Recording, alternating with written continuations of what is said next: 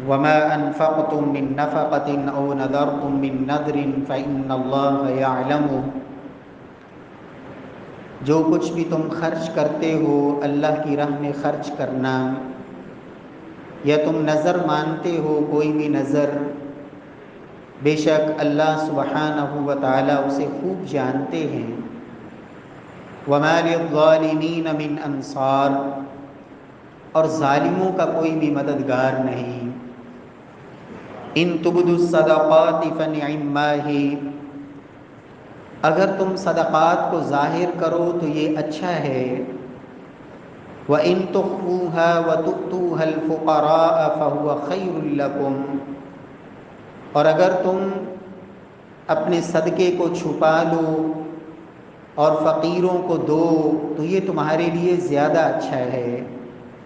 وَيُكَفِّرْ عَنْكُمْ مِنْ سَيِّئَاتِكُمْ، اور اللہ رب العزت تمہارے گناہوں کا اسے کفارہ بنا دیں گے۔ واللہ بما تعملون خبیر، اور تم جو بھی عمل کرتے ہو اللہ سبحانہ و تعالی اسے ہر چیز کی خبر ہے اور وہ خوب جانتا ہے۔ معزز سامعین کرام، محترم بھائیوں، بزرگوں، دوستوں، معززات ماؤں اور بہنوں، انسان کی زندگی کے وہ لمحات جو تنہائی والے ہوتے ہیں، خلوت والے انسان کی زندگی کے لمحات، ان لمحات کے مقابلے میں جن میں انسان لوگوں کی نظروں کے سامنے ہوتا ہے، شریعت مطہرہ میں ان اوقات کی، ان لمحات کی بڑی اہمیت ہے۔ رسول اللہ صلی اللہ علیہ وسلم فرماتے ہیں کہ لوگوں میں کچھ ایسے لوگوں کو جانتا ہوں کہ قیامت والے دن جب وہ رب کی بارگاہ میں حاضر ہوں گے تو تہامہ کے پہاڑوں کے برابر نیکیاں لے کے آئیں گے۔ فَيَجْعَلُهَا اللَّهُ هَبَاءً مَنْثُورًا، رب العالمین ان کے تہامہ کے پہاڑوں کے برابر نیکیوں کو اللہ راکھ کے ڈھیروں کی طرح اڑا دیں گے۔ صحابہ کرام پریشان ہوئے، یا رسول اللہ صلی اللہ علیہ وسلم، وہ کون لوگ ہوں گے، ان کی علامات کیا ہوں گی، آپ ہمیں بتائیے۔ رسول اللہ صلی اللہ علیہ وسلم فرماتے ہیں کہ وہ عبادات کرنے والے مسلمانوں میں سے ہی ہوں گے، فرائض کے ساتھ ساتھ نفلی عبادات کا بڑا اہتمام کرنے والے، حتیٰ کہ راتوں کو قیام کرنے والے بھی ہوں گے، لیکن جب انہیں خلوت میسر آتی، تنہائی ملتی، تو رب العالمین کی حدود کو پھلانگ جاتے اور اللہ کی حرمتوں کو پامال کرنے والے۔ فرمایا ان کی نیکیوں کو اللہ راکھ کے ڈھیروں کی طرح اڑا دیں گے۔ میرے پیارے بھائیوں، جس طرح وہ گناہ جو تنہائی میں کیا جائے، خلوت میں کیا جائے، چھپ کر کیا جائے، خفیہ کیا جائے، اس گناہ کی سنگینی زیادہ ہے، اسی طرح رب العالمین کے ہاں وہ نیکی جس نیکی کو انسان لوگوں کی نظروں سے بچا لے، جس نیکی کا انسان کوشش کرے کہ کسی کو خبر نہ ہو، جس نیکی کے بارے میں اسے یہی فکر ہو کہ بس میرے اللہ کو پتہ ہے، ھذا سر بینی و بین اللہ، یہ میرا اور میرے اللہ کا راز رہے، میرے اس عمل پہ اللہ کی مخلوق مطلع نہ ہو، اللہ کے بندوں کو پتہ نہ چل سکے۔ میرے پیارے بھائیوں، جب کسی بھی نیکی کے بارے میں انسان کی سوچ یہ بن جائے تو رب العالمین کے ہاں اس نیکی کی قدر بڑھ جایا کرتی ہے، اللہ کے ہاں اس نیکی کا کاٹھ اور قد بڑھ جاتا ہے، اللہ کے ہاں اس نیکی کی قدر و منزلت بہت زیادہ بڑھ جایا کرتی ہے۔ سلف صالحین اسی لیے اپنے گناہوں سے بڑھ کر اپنی نیکیوں کو چھپایا کرتے تھے، نیکیوں کے بارے میں وہ زیادہ فکر مند ہوتے کہ میری نیکی کے بارے میں کسی کو پتہ نہ چلے، اس لیے کہ میں نے یہ نیکی اپنے اللہ کے لیے کی ہے اور میرے رب کو میری نیکی کا پتہ ہے، میرا پروردگار ہی مجھے اس کا بدلہ دے گا، میں نے لوگوں سے بدلہ نہیں لینا۔ میرے پیارے بھائیوں، سلف تو اس قدر اہتمام کیا کرتے تھے اور فرمایا کرتے تھے کہ قرآن مجید کی یہ آیت انما نطعمکم لوجہ اللہ لا نرید منکم جزاء ولا شکورا، کہ جو اللہ کے بندے ہوتے ہیں جب کسی ضرورت مند کی ضرورت پوری کرتے ہیں، جب کسی فقیر اور محتاج کو کھلاتے ہیں، جب کسی دکھی اور غم زدہ کے کام آتے ہیں، تو اسے یہ نہیں کہتے کہ ہمارے لیے دعا کر دینا۔ فرمایا لا نرید منکم جزاء ولا شکورا، ہم تم سے شکریہ کے کلمات سننے کے بھی خواہش مند نہیں، ہم تم سے یہ مطالبہ نہیں کرتے کہ ہمیں اس کا بدلہ دینا، اور یہ بھی ہمیں مطالبہ نہیں کہ ہمیں کوئی شکریہ کا کلمہ ہی کہہ دو۔ لا نرید منکم جزاء ولا شکورا۔ اور سلف یہاں تک کہا کرتے تھے اگر کوئی انسان کسی کی ضرورت پوری کرے، کسی کو ضرورت پوری کرنے کے بعد اسے یہ کہے کہ میرے لیے دعا کر دینا، اس بندے نے اللہ کے لیے نہیں کیا، اس نے تو اس سے دعا کروانے کے لیے کیا ہے کہ یہ میرے لیے دعا کرے گا اور مجھے بدلہ مل جائے گا۔ سلف یہ جملہ بھی کہنا اسے بھی پسند نہیں کرتے تھے کہ میرے لیے دعا کر دینا۔ میرے پیارے بھائیوں، رب العالمین ہمیں بھی اخلاص کی دولت نصیب فرمائے۔ نبی کائنات صلی اللہ علیہ وسلم کی تعلیمات انما الاعمال بالنیات، لوگوں اعمال کا دار و مدار نیتوں پر ہے۔ کس لیے عمل کر رہے ہو؟ اللہ رب العزت کو راضی کرنے کے لیے، میرے رب سے بدلہ چاہنے کے لیے۔ اللہ رب العزت کے ہاں سب کچھ لکھا جا رہا ہے۔ رب العالمین من یعمل مثقال ذرۃ خیرا یرا، تم کیا سمجھتے ہو کہ تمہاری یہ لاکھوں اور کروڑوں اور اربوں جیسی نیکیاں اور پہاڑوں جیسی نیکیاں کیا میرے رب بھول جائے گا؟ فَمَن يَعْمَلْ مِثْقَالَ ذَرَّةٍ خَيْرًا يَرَهُ، اس رب کے ہاں تو بڑے مضبوط پیمانے ہیں۔ تم ذرہ برابر بھی نیکی کرو گے، دنیا کے اندر ذرہ سب سے چھوٹی وہ چیز جسے تمہاری آنکھ بھی دیکھ نہیں سکتی، دیکھنے کی قابل بھی نہ ہو، وہ نیکی بھی کرو گے تو میرا رب سنبھال کے رکھے گا اور قیامت والے دن تمہیں دکھائے گا کہ یہ تم نے نیکی کی تھی۔ کیا ضرورت ہے لوگوں کے سامنے تشہیر اور اشتہار بازی؟ میرے پیارے بھائیوں، ایک جملہ سنا کرتے تھے، نیکی کر دریا میں ڈال، اور آج اگر اس کا ترجمہ کیا جائے تو سمجھ یہ آتی ہے نیکی کر فیس بک پہ ڈال۔ میرے پیارے بھائی، ٹھیک ہے کچھ ضرورت بھی ہوتی ہے، کچھ لوگوں کا اعتماد بھی لینا ہوتا ہے، کچھ دیا ہے جنہوں نے، ان کے لیے کچھ اعتماد بحالی کے لیے جو ضرورت ہے ضرور کریں، لیکن خدا کے لیے ضرورت تک رہیں۔ یہ تصویر کا فتنہ، یہ خود بہت بڑا فتنہ ہے۔ نبی کائنات صلی اللہ علیہ وسلم نے تو فرمایا تھا کہ قیامت والے دن سب سے سخت ترین عذاب ان لوگوں کو ہوگا دنیا کے اندر تصویر کشی کرنے والے، سب سے سخت ترین عذاب۔ اگر علماء نے اس کی اجازت دی تھی، اہل علم نے اس کی اجازت دی تھی، تو اس لیے نہیں کہ آپ اپنی ہر چیز کی سیلفیاں لیتے رہو، انہوں نے تو اس حد تک دی تھی کہ آپ جہاں ضرورت ہے، جہاں دینی ضرورت ہے، جہاں کوئی دین کو فائدہ ہے، جہاں اللہ کے دین کا کام ہے، اس حد تک آپ کو اجازت ہے۔ میرے پیارے بھائیوں، رب العالمین ہمیں ہر طرح کے فتنے سے اللہ رب العزت محفوظ فرمائے، اور شیطان جو انسان کا دشمن ہے، ابدی دشمن ہے، وہ طرح طرح کے وار کرتا ہے۔ اس نے چیلنج کیا تھا لَآتِيَنَّهُمْ مِنْ بَيْنِ أَيْدِيهِمْ وَمِنْ خَلْفِهِمْ وَعَنْ أَيْمَانِهِمْ وَعَنْ شَمَائِلِهِمْ وَلَا تَجِدُ أَكْثَرَهُمْ شَاكِرِينَ، اے اللہ میں ان کو آگے سے آ کے بھی گمراہ کرنے کی کوشش کروں گا، ان کے پیچھے سے بھی وار کروں گا، ان کے دائیں سے بھی وار کروں گا، ان کے بائیں سے بھی وار کروں گا۔ وَلَا تَجِدُ أَكْثَرَهُمْ شَاكِرِينَ، تم ان میں اکثرت کو نہ شکرا پاؤ گے، شکر گزار نہیں پاؤ گے۔ میرے پیارے بھائیوں، ایک ایمان والا، اور امام ابن جوزی رحمہ اللہ کی وہ کتاب، اگر اللہ توفیق دے، تلبیس ابلیس، کہ ابلیس کس قدر گمراہ کرتا ہے۔ عبادت گزاروں کو گمراہ کرنے کا انداز اس کا اور ہے، تہجد گزاروں پہ وار اور انداز میں کرتا ہے، سخی اور غنی اور مالداروں پہ وار اور انداز میں کرتا ہے۔ ایک فقیر عبادت گزار کو گمراہ کرنے کا ڈھنگ اور ہوتا ہے، علماء پہ وار اور طریقے سے کرتا ہے، قرآن پڑھنے والوں کو اور انداز میں گمراہ کرتا ہے، بیوی کو اور انداز میں، خامد کو اور انداز میں، حکمران کو اور طریقے سے، رعایا کو اور انداز میں۔ ایک بندہ مومن اسے ہر وقت فکر مند رہنا چاہیے، ان الشیطان لکم عدو فاتخذوہ عدوا۔ اللہ کا قرآن کہتا ہے ایمان والو شیطان تمہارا دشمن ہے، اسے دشمن ہی سمجھنا۔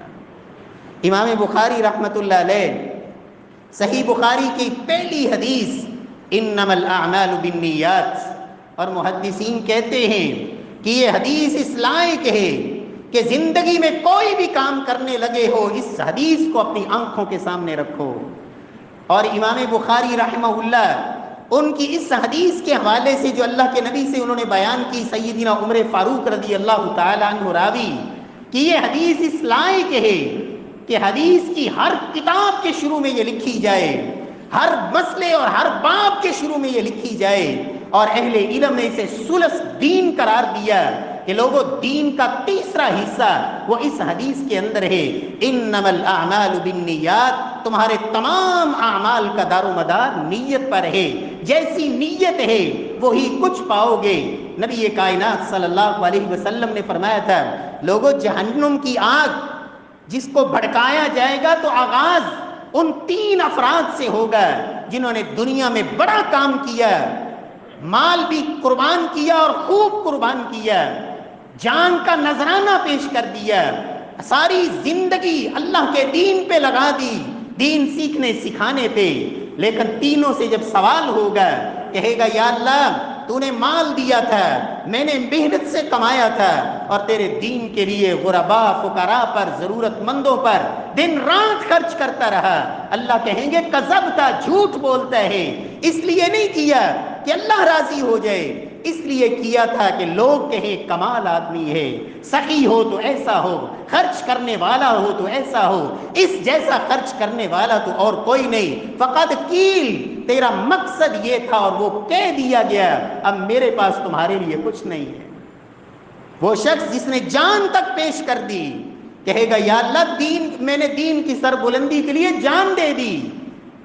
مجاہد، اللہ کہیں گے جھوٹ بولتا ہے، تو نے تو جان اس لیے دی، لڑا اس لیے، میدان میں اس لیے کودا، دشمن کی صفوں کو اس لیے چیرا، لیقال انہ جریء، کہا جائے کہ بڑا بہادر آدمی ہے۔ فقد قیل، کہہ دیا گیا دنیا میں، لوگوں نے تیری شہرت خوب کی، تجھے خوب تیری شجاعت کو داد دی، لیکن آج میرے لیے تمہارے پاس کچھ نہیں، اس لیے کہ لوگوں کے لیے کیا تھا اور لوگوں سے تو نے پا لیا۔ اور تیسرا وہ شخص جس نے ساری زندگی قرآن پڑھنے پڑھانے پہ لگا دی، دین سیکھنے سکھانے کے لیے، اللہ کے سامنے کہے گا یا اللہ ساری زندگی دین پہ لگا دی، لوگوں کو تیرے قرآن کی طرف بلاتا رہا، دین کے لیے بلاتا رہا۔ اللہ فرمائیں گے جھوٹ بولتا ہے، تو اس لیے کرتا تھا کہ لوگ کہیں قاری ہو تو ایسا ہو، عالم ہو تو ایسا ہو، لوگوں نے کہہ دیا، تیری تعریفیں کر دی، یہی تیرا مقصد تھا، میرے لیے تو نے کچھ نہیں کیا، اور آج میرے پاس تمہارے لیے کچھ نہیں ہے۔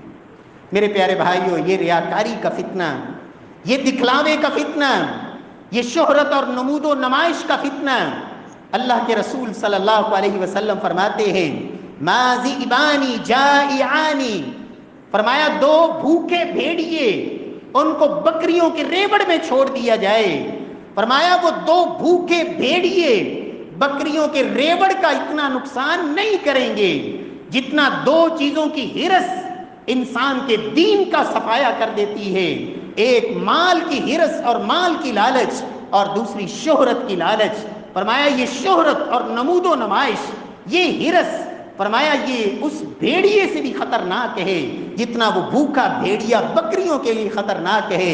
یہ لالچ اور یہ طمع انسان کے دین کے لیے اس سے بڑھ کے خطرناک ہے۔ اللہ رب العزت ہم سب کو ایسے فتنے سے محفوظ فرمائے۔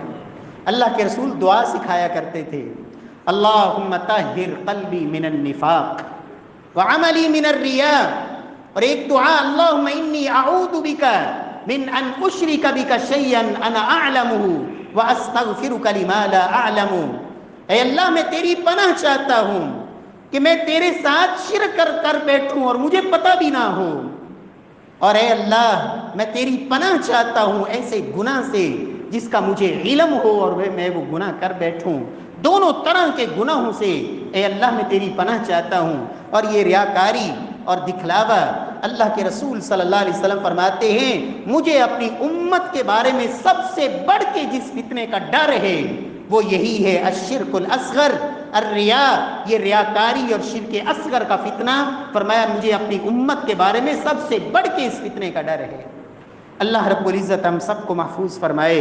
میرے پیارے بھائیوں، لوگوں کی بھی کوئی عزت نفس ہوتی ہے، لوگوں کی بھی کچھ عزتیں ہوتی ہیں، اللہ کے لیے آپ نے دیا ہے، اس انداز میں تصویر بنا لیں کہ لوگوں کی کمریں نظر آئیں، وہ کھڑے ہیں ان کے پیچھے سے آپ تصویر بنا لیں، ایک ایک بندے کی تصویر اور ایک ایک بندے کی پکچر۔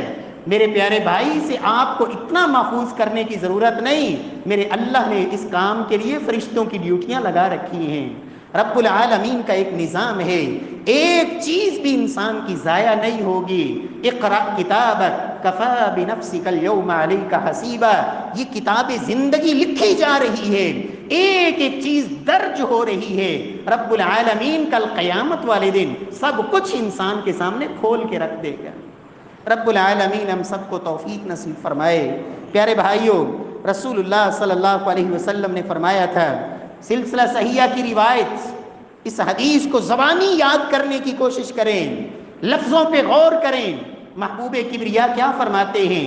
من استطاع منکم ان یکون له خبء من عمل صالح فلیفعل، فرمایا جو بندہ طاقت رکھتا ہے، من استطاع منکم ان یکون له خبء، جس بندے میں یہ طاقت ہو، پاور ہو، ہمت ہو، قوت ہو کہ وہ اپنا کوئی عمل چھپا سکتا ہے، کسی کو اس پہ مطلع نہ ہونے دے، فَلْيَفْعَلْ، اس کو ایسا ضرور کرنا چاہیے، اس لیے کہ وہ نیک عمل، وہ عمل صالح جس کا اللہ کے بندوں میں سے کسی کو نہ پتہ چلے، جو قدر، جو وقعت، جو قدر و منزلت اس عمل کی میرے اللہ کے ہاں ہوگی، یہ تیرے بہت سارے ایسے اعمال سے بڑھ جائے گا جو لوگوں کے سامنے ہوں گے۔ ہاں، فرضی زکوٰۃ اس کا ایک الگ حکم ہے۔ فرضی زکوٰۃ کے بارے میں اہل علم نے یہ لکھا ہے کہ اس میں بہتر اور افضل یہ ہے کہ آپ لوگوں کے سامنے دیں، تاکہ آپ کے بارے میں یہ بدگمانی نہ ہو کہ یہ زکوٰۃ نہیں دیتا۔ فرضی زکوٰۃ کا الگ معاملہ ہے، لیکن نفلی صدقات، نفلی عبادات، ان کے اندر بہتر، افضل، اولا یہ ہے۔ اور قرآن مجید میں بھی اللہ سبحانہ و تعالیٰ نے یہ فرمایا وَإِن تُخْفُوهَا وَتُؤْتُوهَا الْفُقَرَاءَ فَهُوَ خَيْرٌ لَكُمْ، لوگوں بسا اوقات صدقے کو ظاہر کرنا اچھا ہوتا ہے، لیکن اگر فقیروں کو دو اور اسے چھپا لو تو یہ اس سے بڑھ کے اچھا ہے، یہ زیادہ بہتر ہے۔ فَهُوَ خَيْرٌ، اس میں تفضیل استعمال فرمایا، یہ اس کے مقابلے میں بہت بڑھ کے ہے۔ رب العالمین ہم سب کو توفیق نصیب فرمائے۔ نمازوں میں آپ دیکھیں بڑی عبادت ہے نماز، عظیم عبادت، اور خصوصاً جب انسان کو اللہ توفیق دے وہ فرائض کے ساتھ ساتھ نوافل کا بھی اہتمام کرنے والا ہو، نفلی عبادت اللہ رب العزت کا قرب پانے کے لیے، رب کا تقرب چاہنے کے لیے، اللہ کے رسول فرماتے ہیں صلی اللہ علیہ وسلم، انسان نوافل کا اہتمام کرتا رہتا ہے حتیٰ کہ میرے اللہ کے اتنا قریب ہو جاتا ہے کہ رب العالمین اس کی آنکھیں بن جاتے ہیں، اللہ اس کے ہاتھ بن جاتے ہیں۔ کیا مطلب؟ دیکھتا وہی ہے جو میرے اللہ کو پسند ہوتا ہے، پکڑتا وہ ہے جو میرے اللہ کو پسند ہوتا ہے، چلتا اسی کام کی طرف ہے جو میرے اللہ کی پسند ہوتی ہے۔ اس قدر اللہ کا قرب، تقرب ملتا ہے نفلی عبادت کے ساتھ۔ اور اللہ کے رسول فرماتے ہیں ان تمام قسم کی نفلی عبادات میں سب سے افضل نماز اور سب سے افضل ترین عبادت وہ ہے جو عشاء کی نماز کے بعد سے لے کے طلوع فجر سے پہلے تہجد کی نماز، رات کی نماز، رات کی تاریکی میں پڑی ہوئی نماز، جس کو صرف میرا اللہ جانتا ہے، میرا رب دیکھتا ہے، دنیا کو کوئی خبر نہیں۔ فرمایا یہ افضل ترین عبادت، کیوں، کس وجہ سے؟ اور اللہ کے رسول کو بھی رب نے کہا تھا، اے میرے محبوب میں نے جنت میں ایک مقام تیار کیا ہے جسے مقام محمود کہتے ہیں، میں اپنے بندوں میں سے صرف ایک کو دوں گا، ایک میرے بندوں میں سے، بنو آدم میں سے ایک کو نصیب ہوگا۔ اور اللہ کے رسول کیا فرماتے ہیں، میری امت کے لوگوں میرے لیے یہ دعا کیا کرو، اللہم آت محمدا الوسیلۃ والفضیلہ وابعثہ مقاما محمودا الذی وعدتہ، اے اللہ مقام محمود پہ اپنے نبی کو کھڑا کرنا جس کا تو نے ان سے وعدہ کر رکھا ہے۔ تو اللہ رب العزت نے وہ دینے کے لیے جو عمل فرمایا، جس کا حکم دیا، وَمِنَ اللَّيْلِ فَتَهَجَّدْ بِهِ نَافِلَةً لَكَ عَسَىٰ أَن يَبْعَثَكَ رَبُّكَ مَقَامًا مَحْمُودًا، میرے پیغمبر رات کو تہجد پڑھنی ہے، عَسَىٰ أَن يَبْعَثَكَ رَبُّكَ مَقَامًا مَحْمُودًا، قریب ہے کہ رب العالمین آپ کو مقام محمود پہ کھڑا فرما دیں اور آپ کو یہ منصب اللہ عطا فرما دیں۔ لیکن اس کے لیے تہجد، رات کی نماز، لوگوں کی نظروں سے چھپی ہوئی نماز، آپ مسجد میں پڑھتے ہیں، نوافل سنتیں، اللہ کے رسول صلی اللہ علیہ وسلم کی حدیث صحیح الجامع میں فرمایا یہ نفلی نماز ایسی جگہ پہ پڑھنا جہاں لوگ دیکھ رہے ہوں، اس نماز کے مقابلے میں فرمایا جہاں لوگ نہ دیکھ رہے ہوں، اتنا ہی فرق ہے دونوں کے اجر میں، جیسے فرضی نماز اکیلے پڑھنا اور باجماعت پڑھنا دونوں کے اجر میں فرق ہے، ایسے ہی نفلی نماز لوگوں کی نظروں کے سامنے پڑھنا اور جہاں لوگ نہ دیکھ رہے ہوں دونوں کے اجر میں اتنا ہی فرق ہے۔ اس لیے تو محمد مصطفیٰ نے صلی اللہ علیہ وسلم نے اپنے صحابہ کو فرمایا تھا، میرے صحابہ نفلی نماز گھر میں پڑھنا یہ اس مسجد نبوی میں پڑھنے سے بھی افضل ہے۔ اللہ کے رسول نے صحابہ کو کیا تعلیم دی، میرے صحابہ گھر میں بھی نفل پڑھا کرو، گھر میں نفلی عبادت وہ اس مسجد سے بھی افضل ہے۔ اور عام روایات میں اللہ کے رسول نے کیا فرما دیا، 27 درجے زیادہ۔ یہ اجر کس وجہ سے بڑھ گیا کہ جہاں لوگوں کی نظر نہیں جا رہی، لوگوں کی نظروں سے چھپ کے آپ نے کیا۔ سلف کہا کرتے تھے اگر کسی بندے نے اپنا پیمانہ ناپنا ہو، اپنے آپ کو دیکھنا ہو میری کیا حیثیت ہے، فرمایا وہ دیکھے، اگر اس کا عمل جب لوگ دیکھ رہے ہوں عمل بڑھ جائے، اس کے اندر خوبصورتی آ جائے، اس کے اندر حسن آ جائے کیوں لوگ دیکھ رہے ہیں، اور جب اکیلا ہو ٹھونگے مارے، دل ہی نہ چاہے نہ قرآن پڑھنے کو، نہ نفل پڑھنے کو، نہ دعا کرنے کو، لوگوں کے سامنے لمبا قیام، لمبی تلاوتیں، لوگوں کے سامنے بڑا پارسا اور خلوت میں دل ہی نہیں چاہتا، فرماتے ہیں یہ منافق آدمی کی علامت ہے۔ اس لیے کہ اللہ کا قرآن کہتا ہے ان المنافقین یخادعون اللہ وهو خادعهم واذا قاموا الى الصلاة قاموا كسالى يراؤون الناس ولا يذكرون اللہ الا قلیلا، عبادت کرتے ہیں تو لوگوں کو دکھانے کے لیے، لوگ کہیں نمازی ہے، لوگ کہیں حاجی صاحب، لوگ کہیں سخی صاحب، یراؤون الناس، اور جب اکیلے ہوتے ہیں تو پھر اللہ کا بڑا تھوڑا ذکر۔ اللہ کے رسول فرماتے ہیں یہ منافق آدمی کی نماز ہے، فرمایا بیٹھا رہتا ہے حتیٰ کہ سورج غروب ہونے کے جب قریب ہوتا ہے جلدی اٹھتا ہے، 4 ٹھونگے مارتا ہے، فرمایا تل کا صلاۃ المنافق، فرمایا یہ منافق آدمی کی نماز۔ رب العالمین ہماری خلوت کی عبادات کو اللہ خوبصورت بنا دے۔ اس لیے یہ فکر نہ کیا کریں کہ میرے عمل کا کسی کو پتہ نہیں، پتہ بھی چلا ہے یا نہیں، میرے اللہ کو سب کچھ پتہ ہے۔ یعملون بما تعملون خبیر، جو بھی عمل کرتے ہو میرے اللہ ہر چیز سے خبر ہے، رب العالمین ہر چیز کو جانتا ہے۔ رسول اللہ صلی اللہ علیہ وسلم کی تعلیم، عبادات کے اندر روزہ عظیم عبادت ہے، اللہ نے ہر نیکی کا اجر بتا دیا، اتنا کرو گے تو یہ اجر ملے گا۔ لیکن روزہ چونکہ ایسی عبادت تھی جو دنیا میں کسی کو نظر ہی نہیں آتا، یہ دیکھتا ہے تو میرا اللہ دیکھتا ہے روزے سے ہو یا نہیں، تمہاری کیا کیفیت ہے۔ فرمایا الصوم لی وانا اجزی بہ، روزہ میرے ساتھ تھا، میرا تعلق تھا، میرے اور بندے کا معاملہ تھا، الصوم لی وانا اجزی بہ، بدلہ بھی میں ہی دوں گا۔ رب العالمین ہمیں اپنے اعمال کو اللہ چھپانے کی توفیق نصیب فرمائے۔ رسول اللہ صلی اللہ علیہ وسلم نے ذکر کے بڑے فضائل بیان فرمائے، بے شمار احادیث ہیں، ولا ذکر اللہ اکبر، اللہ کا قرآن کہتا ہے لوگوں ذکر سب سے بڑا عمل ہے۔ اور سلف نے، اہل علم نے یہاں تک کہا کہ یہ جنت کا عمل ہے جو رب نے دنیا میں دیا ہے ایمان والوں کو. جنت میں کوئی چیز نہیں ہوگی سوائے نعمتوں کے، اور جنت میں رب کا ذکر بھی ہوگا. اس کا مطلب یہ ہے کہ ذکر جنت کی نعمت ہے جو رب نے دنیا میں اہل ایمان کو نصیب فرما دی. ذکر بڑے فضائل آپ نے بیان فرمائے.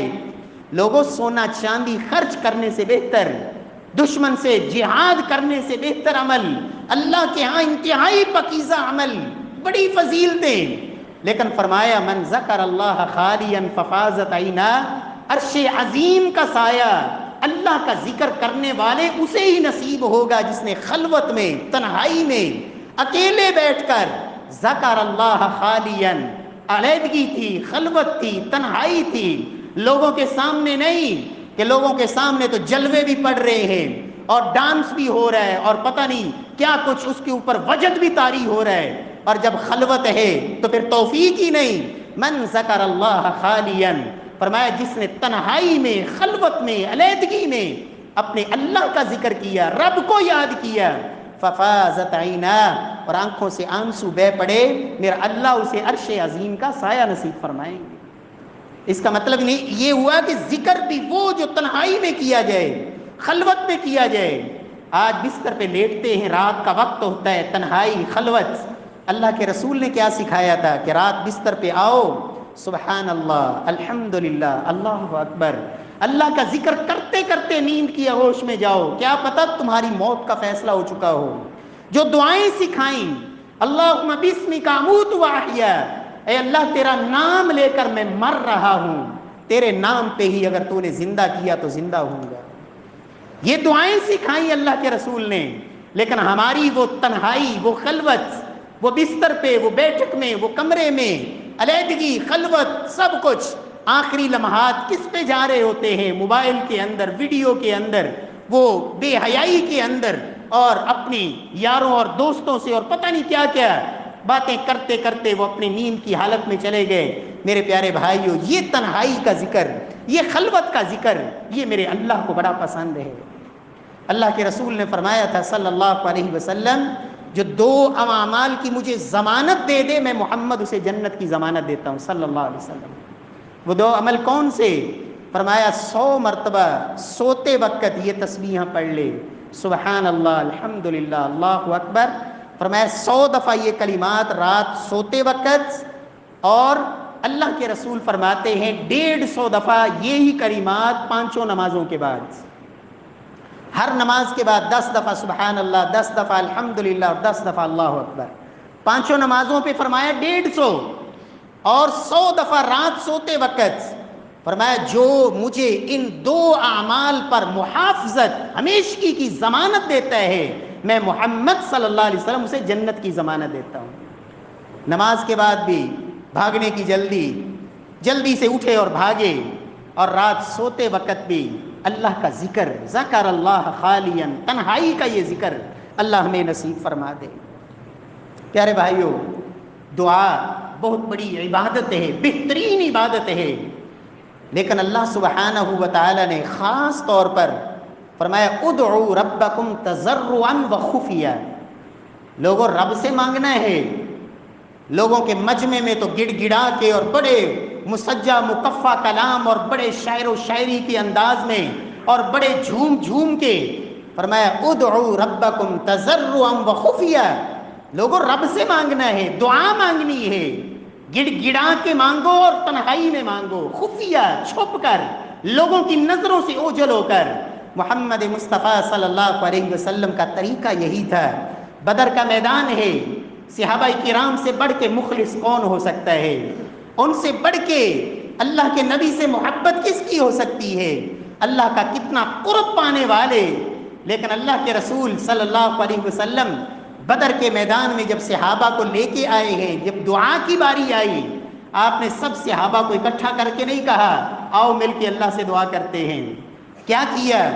اکیلے اپنے خیمے کے اندر، تنہائی، علیحدگی، سب صحابہ کی نظروں سے الگ ہو کر خیمے کے اندر چھپ کر مانگ کیا رہے ہیں اپنے اللہ سے؟ یا اللہ، یہ مٹھی بھر جماعت لے کے آیا ہوں، ان کی فتح، ان کی کامیابی، ان کی نصرت کی دعا. اور اس قدر گریہ زاری، اس قدر گڑ گڑا کے ابو بکر صدیق رضی اللہ تعالی عنہ آئے، دیکھا اللہ کے رسول دعا کر رہے ہیں اور دعا میں اس قدر گریہ زاری کہ کندھوں سے چادر بھی گر گئی. کہا یا رسول اللہ آپ بس کیجئے، آپ نے بہت مانگ لیا اپنے رب سے، میرا اللہ کبھی بھی آپ کو مایوس نہیں کرے گا. یہ دعا تضرعا و خفیہ، تنہائی میں، خلوت میں، علیحدگی میں، چھپ کر، لوگوں کی نظروں سے بچ کر جناب زکریا علیہ السلام بڑھاپے میں، بوڑھے ہیں، بیوی بانج ہے، لیکن رب سے مانگا کیا؟ اللہ رب العزت سے دعا کی. سورہ مریم فرمایا ذکر رحمت ربک عبدہ زکریا اذ نادى ربہ نداء خفیا. چھپ کر، علیحدگی میں، لوگوں کی نظروں سے بچ کے، الگ بیٹھ کر، اکیلے ہو کر، چھپ کر اپنے رب سے دعا مانگ رہے ہیں. یا اللہ دنیا کے اسباب نظر نہیں آ رہے، بیوی بانج ہے، میں بوڑھا ہوں، لیکن مانگ تو تجھ سے رہا ہوں جو بغیر باپ کے پیدا کر سکتا ہے، جو بغیر ماں باپ کے پیدا کر سکتا ہے. وہ زکریا کو بڑھاپے میں بچہ کیوں نہیں دے سکتا؟ اللہ تجھ سے مانگ رہا ہوں. اور اہل علم نے یہاں لکھا ہے کہ اس میں انسان ریاکاری سے بھی بچ جاتا ہے. بہت سارا بچنے کے چانس ہوتے ہیں علیحدگی کی عبادت میں. اللہ توفیق نصیب فرمائے. اور میرے رب نے پھر یہ خلوت میں، تنہائی میں، علیحدگی میں، لوگوں کی نظروں سے بچ کی ہوئی دعا کے اندر اللہ نے ایسی برکت ڈالی. میرے رب نے بیٹا دیا، بیٹا بھی نبی دیا، نام بھی خود رکھا. کہا یا زکریا ہم نے تجھے بیٹا دیا ہے جس کا نام ہم نے یحییٰ رکھ دیا ہے، اور اس سے پہلے اس نام کا کوئی بچہ ہے ہی نہیں. یہ میرے اللہ کی رحمت. چھپ کے عبادت، خفیہ عبادت، لوگوں کی نظروں سے بچ کے رب العالمین اس کے اندر بڑی برکت ڈالتے ہیں. صدقات کے حوالے سے بھی، خرچ کرنے کے حوالے سے بھی یہ سوچ بنائیں. جہاں مجبوری ہے، جہاں ضرورت ہے، جہاں اس کے بغیر چارہ نہیں، آپ لیں تصویر، آپ دیں فیس بک پہ لوگوں کی ترغیب کے لیے، لیکن ایک حد تک جس کی ضرورت ہے. ان تبدوا الصدقات فنعما ہی وان تخفوها وتؤتوها الفقراء فهو خیر لکم. اور اللہ کے رسول صلی اللہ علیہ وسلم نے فرمایا تھا وہ صدقہ جو لوگوں کی نظروں سے چھپ کے کیا جائے، من تصدق بصدقہ فاخفاها حتى لا تعلم شمال ما تنفق یمینہ. دائیں ہاتھ نے خرچ کیا ہے، بائیں کو بھی کوئی خبر نہیں. یہ اتنا چھپ کے کیا ہوا صدقہ میرے اللہ کو اتنا پسند آتا ہے کہ پروردگار اپنے عرش عظیم کا اس وقت سایہ نصیب فرمائیں گے جب رب کے عرش کے علاوہ کوئی سایہ نہیں ہوگا. اللہ توفیق نصیب فرمائے. اور اس بات سے بھی آپ نہ گھبرائیں کہ پتہ نہیں کوئی ایسے ہی نہ لے جائے، پتہ نہیں وہ ضرورت مند ہو یا نہ ہو. جس کو بھی آپ نے اللہ کے نام پہ دے دیا، اللہ کے رسول صلی اللہ علیہ وسلم کا فرمان ہے، صحیح بخاری کی روایت، ایک بندہ رات کو صدقہ لے کے نکلا، رات کی تاریکی میں کہ کسی کو پتہ نہ چلے، اور چپ کر کے گیا. ایک شخص ملا، اسے صدقہ دے کے واپس آ گیا. صبح ہوئی، لوگوں میں باتیں ہو رہی ہیں کہ آج رات تو ایک مالدار آدمی، سخی آدمی جو خود محتاج نہیں تھا اس پر صدقہ کر دیا گیا. اگلی رات وہ پھر صدقہ لے کے نکلا. یا اللہ میرا مقصد تو یہ نہیں تھا، میں تو چاہتا تھا کسی کو پتہ نہ چلے، صرف تیرا اور میرا معاملہ رہے. رات کے وقت پھر صدقہ لے کے نکلا، اور ایک چور ملا جو چوری کرنے جا رہا تھا، اس سے ملاقات ہوئی، اس کو صدقہ دیا، واپس آ گیا. لوگوں میں صبح بات ہو رہی ہے کہ آج تو چور پہ صدقہ کر دیا گیا. وہ پھر پریشان ہوا کہ یا اللہ میں نے تو چور کو دینے کا ارادہ نہیں کیا تھا، میرا صدقہ چور کے ہاتھ میں چلا گیا. پھر تیسری رات پھر صدقہ لے کے نکلا، اور تیسری رات ایک زانیہ عورت ملی، زانیہ عورت کو صدقہ دے کے واپس آ گیا. صبح ہوئی، لوگوں نے کہا زانیہ اور بدکارہ عورت پہ صدقہ کر دیا گیا. پریشان.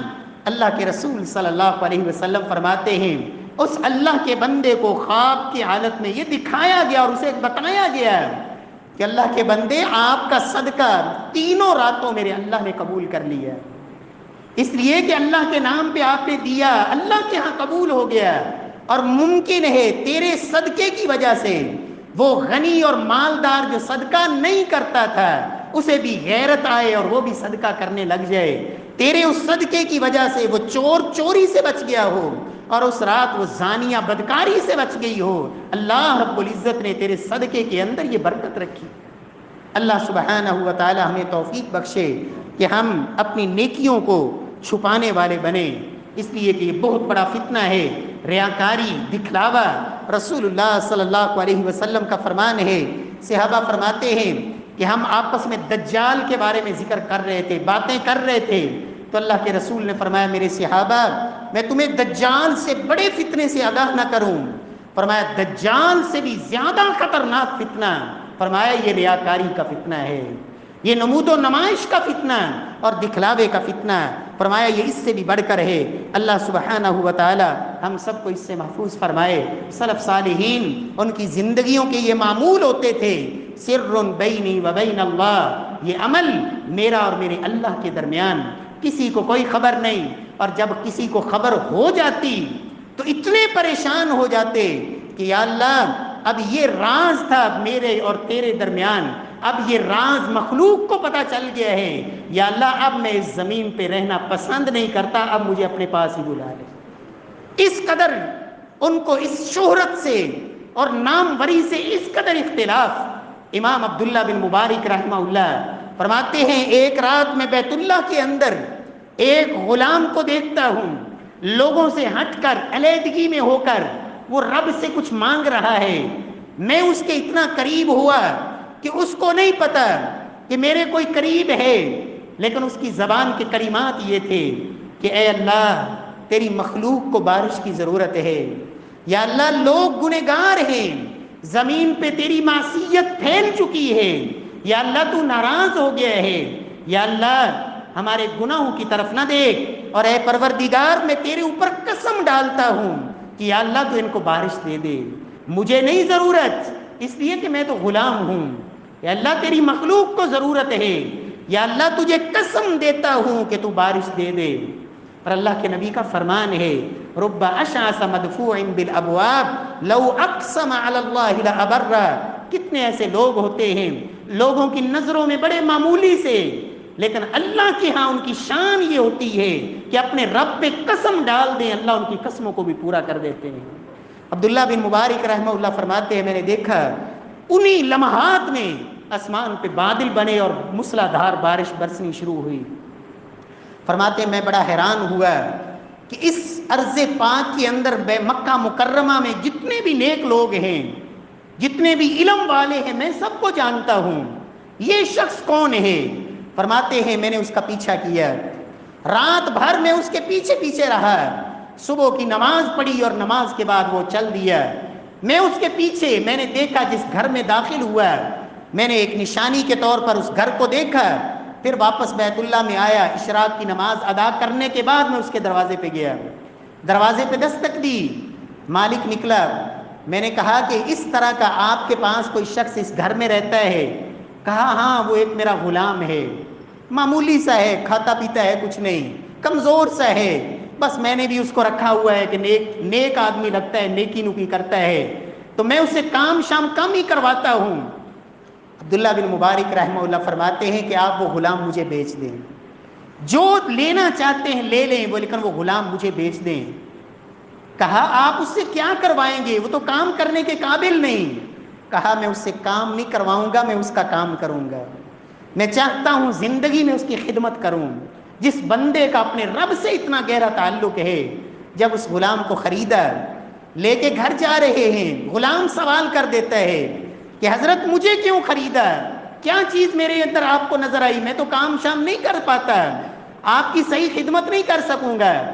عبداللہ بن مبارک رحمہ اللہ فرماتے ہیں یا سیدی، اے میرے سردار، غلام آپ نہیں میں آپ کا غلام ہوں۔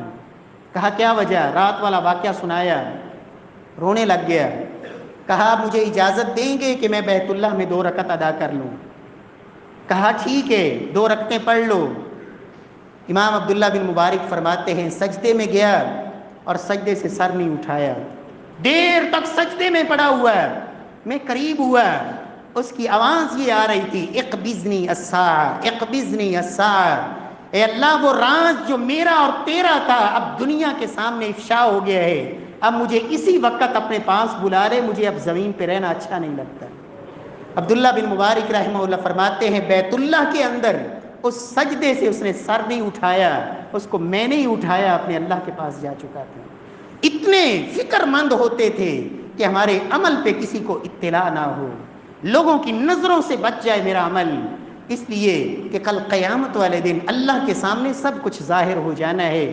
اللہ سبحانہ و تعالی ہم سب کو بھی اللہ اخلاص کی دولت نصیب فرمائے، رب العالمین اعمال کو چھپانے کی توفیق نصیب فرمائے۔ لیکن میرے اس گفتگو کا یہ مطلب کوئی قطعاً نہ سمجھے کہ جو بھی کوئی تصویر بنانے والا وہ سب کے سبھی نعوذ باللہ وہ اس فتنے میں مبتلا ہیں، اس لیے کہ یہ نیتوں کا معاملہ میرا اللہ جانتا ہے، کون کس لیے بنا رہا ہے اور کس لیے کر رہا ہے۔ لیکن جتنی بھی کوشش کر سکتے ہیں اپنے آپ کو بچانے کی، بچ جائیں، اسی میں خیر ہے۔ اللہ سبحانہ و تعالی ہم سب کو توفیق بخشے۔ واقول قولی ھذا وآخر دعوانا الحمدللہ۔